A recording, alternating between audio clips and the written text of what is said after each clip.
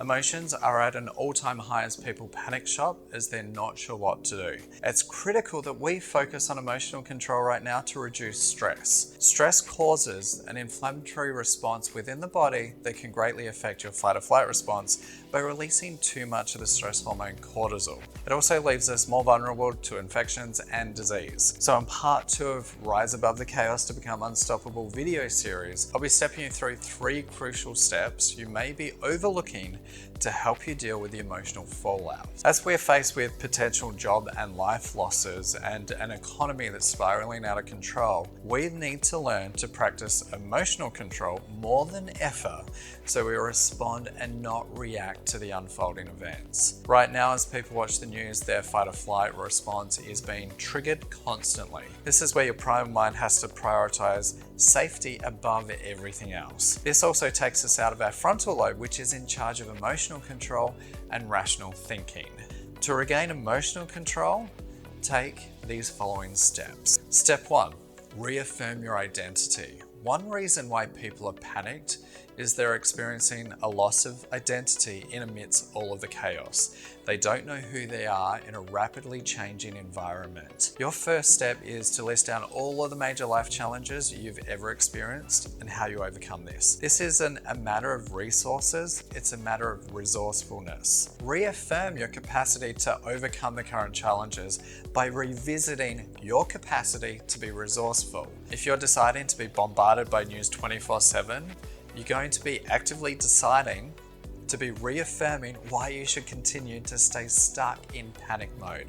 Take a break from the news, take precautions, keep yourself updated, not inundated, and remind yourself of who you know you can be in times of crisis. It's also critical right now that you keep a routine even if you're stuck at home. Wake up at a particular time, make sure you've got your schedule outlined for your day, make sure you have your goals that you want to achieve for the day and focus on them.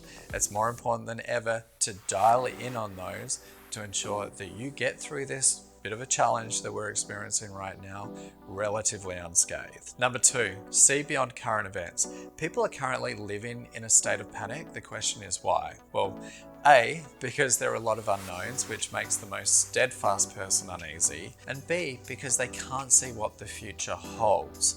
To address this, practice this really easy visualization exercise. What I want you to do is see the current events unfold as they need to and see yourself managing them effectively, putting plans in place, doubling down on your goals, and ensuring you have a plan for financial as well as physical health. See yourself after everything has been resolved and you're achieving your goals, you're in a state of flow, and you're calm and in control. Visualize this quickly as if it's a movie being fast forwarded. Now, don't get lost in the details, make sure you rise above it. Then when you see your goals being achieved, ramp up those positive emotions, the feeling of elation, confidence, and a sense of control. Then, once you do that, rewind this visualization as quickly as possible, rising above it, managing everything, how it unfolds, taking charge, being in control, feeling strong and feeling anchored that you can overcome anything. Then once you've rewound it, fast forward, rewind, fast forward, rewind. Do it up to 10 times. This is a mental priming technique that tricks your subconscious mind into thinking that you've been here and you've done it before, which means there's nothing to worry about, thereby allowing you to stay focused on what you need to do right now from a rational and from a logical perspective. Step 3, once you've done this visualization, it's time to put a plan in place. We do this only after the visualization, so you're back in your prefrontal cortex and back in your emotional control center so you can make a rational plan. Write your plan down. It should include advice from health professionals, the doctors. If you're a business owner, you need a financial plan to ride this wave out and a plan to double down. It may mean that you have to do 10 times the amount of work right now to get the same results. Also realize that this is a great opportunity to put a plan into place that you'll benefit from greatly when things begin to normalize. We're all going to be impacted by this, some harder than others.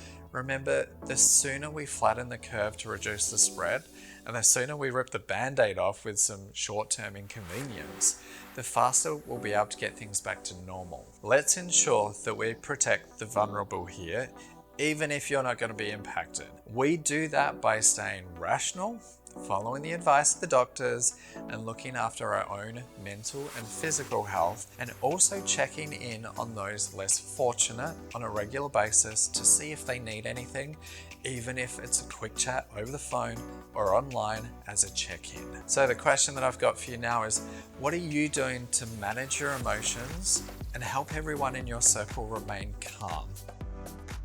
I'll see you in the next video on how to manage the economic impact of the coronavirus. See you then.